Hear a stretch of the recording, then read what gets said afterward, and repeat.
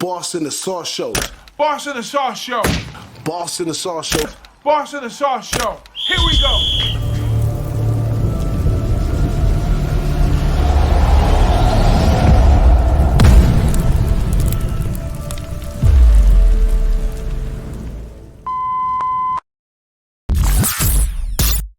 Oh, yeah.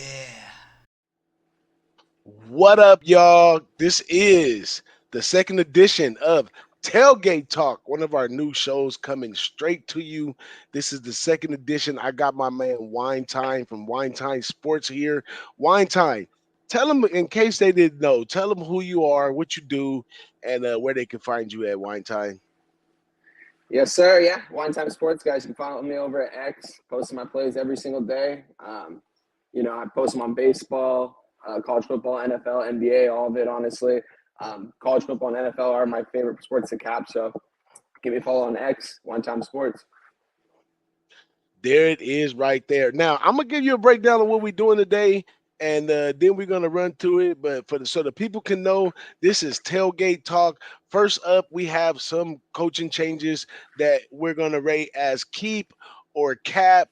Then we have some transfer ratings that we're going to deem to be a big deal or no deal at all. And then, last but not least, we're going to have banger bust teams that are returning multiple players, 8+ players on offense, 8+ players on defense, top of the crop. And we're going to let you know if we think they are a bang and bust. Any questions, my man Wine Time? No questions over here. I'm ready to talk about some college football. We're only about, 6 days away now, so I'm ready to go. Hey, well, everybody strap in your seats, take a sip of water, and let's jump right into this with my man Wine Time. First up, Nick Saban is out, retired. What a great man for the sport of college football. But Kalen DeBoer steps in his shoes, and Kalen DeBoer, he has a nice resume coming on over here, and this could be a thing. Do you think they should keep him, or is this just cap? How you feel about this one?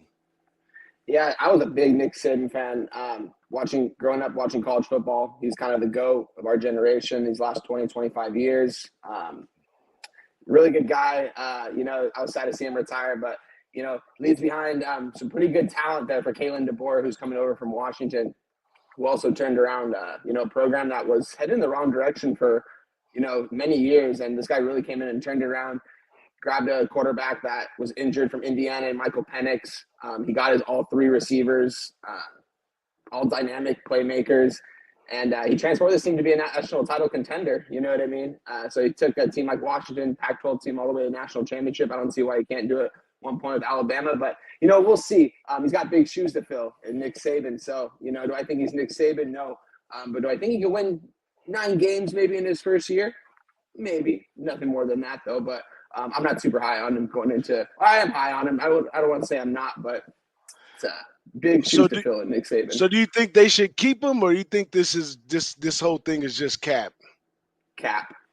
It's all cap. Next up, we got my man Jed Fish out for better things from Arizona, and we bring in San Jose State's finest, Brett Brennan.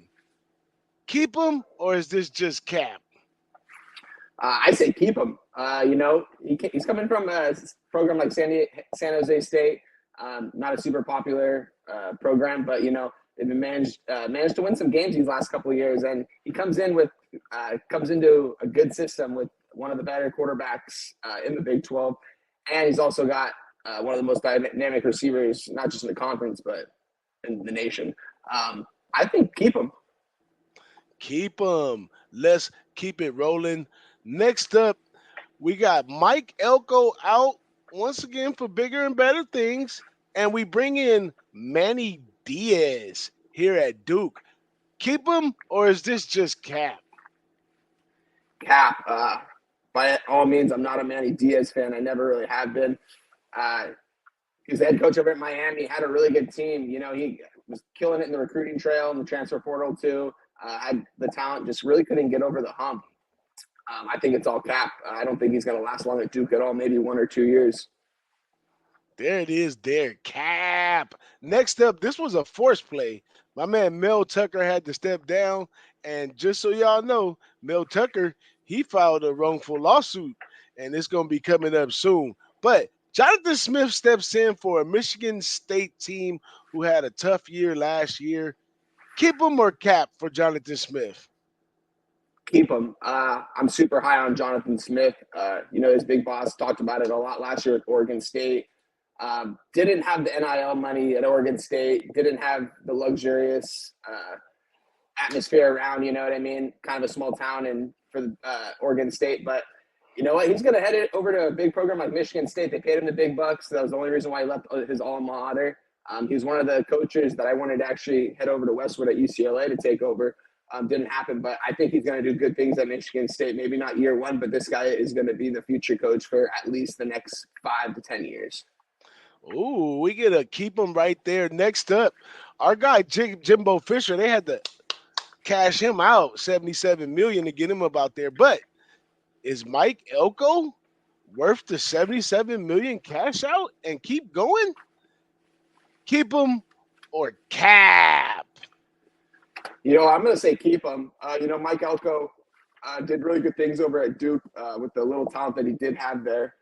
Jimbo Fisher, he had all the talent in the world over at A&M. He had all the money to lure the kids in. He got the 5-star recruits. He really couldn't get over that hump. Couldn't get out of his head. He wanted to run that offense. It's just not modern college football, I think, with Jimbo Fisher. Good for him cashing out, but I think this is definitely an upgrade at the coaching position because I just think Jimbo Fisher had to go. He had to go. If he would have stayed there one more season, I think they would have lost their fan. They lost a lot of their fan base. Let's just say that. So, I'm going to say keep him to Mike Elko. Keep for Mike Elko. Next up, Kalen DeBoer, of course, went to Alabama, but Jed Fish comes over from Arizona. Now, we know you're a Pac-12 guy, or used to be at least. Keep him or cap for this one over here to Washington? Yeah, I'm going to say keep him. I'm a big Jed Fish guy. He turned around a Pac-12 program like Arizona, had a good quarterback in the beginning of the season, ended up getting hurt, and he brought in a redshirt freshman out from Servite, 5'10", 190 pounds, and he was just throwing the ball all over every single defense in the Pac-12. I know Pac-12 wasn't really super known for playing defense last year. I saw him torch a lot of good defenses, though, including UCLA secondary, and that kid can chuck it. I think he's inheriting a pretty good I think he's in a pretty good spot, so I'm going to say keep him. There we go.